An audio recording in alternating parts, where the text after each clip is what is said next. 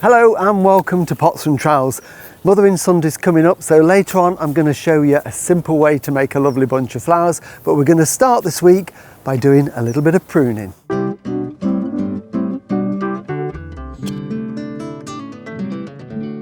Well, it really feels like spring's with us now. The sun's shining, the birds are cheeping, and it's just lovely to be outside in the garden.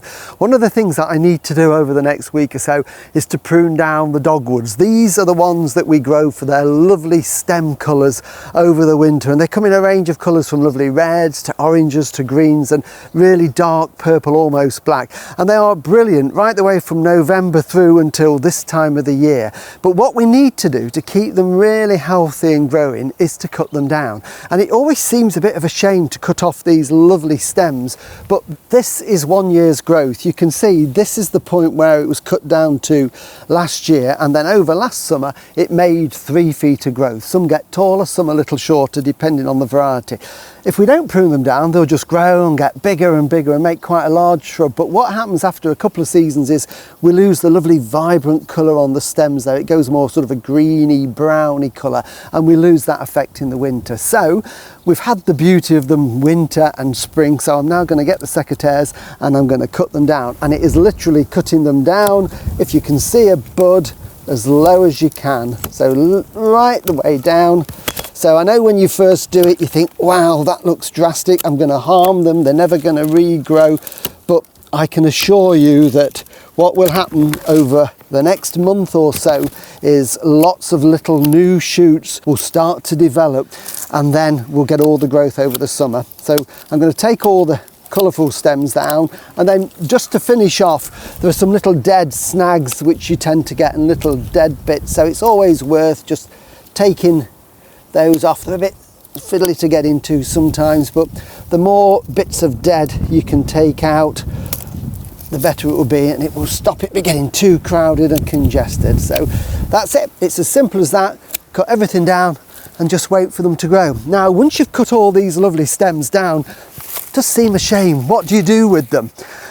Because you could shred them, make a bark mulch out of them, or what I tend to do is just to gather a nice bunch of them and stick them in a bucket, a galvanised bucket, and they'll keep that colour for several months through the summer and just make a nice attraction. People use them and bend them to make ornamental wreaths. But what we've done in the garden is we've made this very simple path from some hazel sticks that I cut from the hedgerow, put a point on so they look like a pencil, knock them in the ground, and then we've used a mixture of hazel and some coloured stems and just woven them in just to make this very informal woodland path through the garden, and that works really well, and they'll last for 4 or 5 years before they rot, so it's worth using them.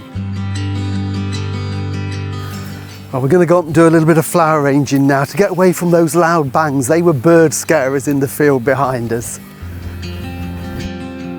Well, this Sunday coming in the UK, it's Mothering Sunday. It's a lovely time to give flowers to your mum. Sadly, Jill and I haven't got a mum to give flowers to anymore, so I always get some from the garden to give to Jill. And what better at this time of the year than daffodils? We're right in the middle of the daffodil season, so these are picked out of the garden, and I just think it's lovely to use things that you've grown.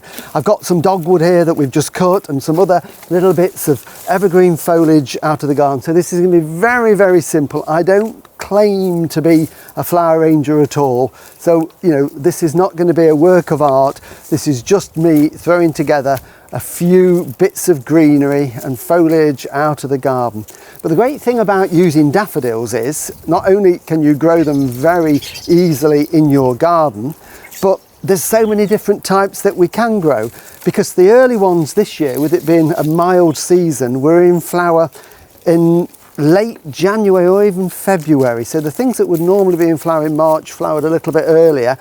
Yet in the orchard just down the way there, I've got some that are still fairly tight bud, so they're not going to flower for probably another 2 or 3 weeks. So you can extend the season from late January literally right the way through until April with daffodils, and they come in all different sizes, all different colours, yellows, creams, orangey ones, dwarf ones, double ones. So it really is a big range that you've got out there. So all I'm doing is just throwing this together very quickly. A few daffodils, a little bit of foliage, a few little stems in there, just give it a bit of a shake and arrange it round. So it really is as simple as that, but of course you'll take a little bit longer to put your bunch together.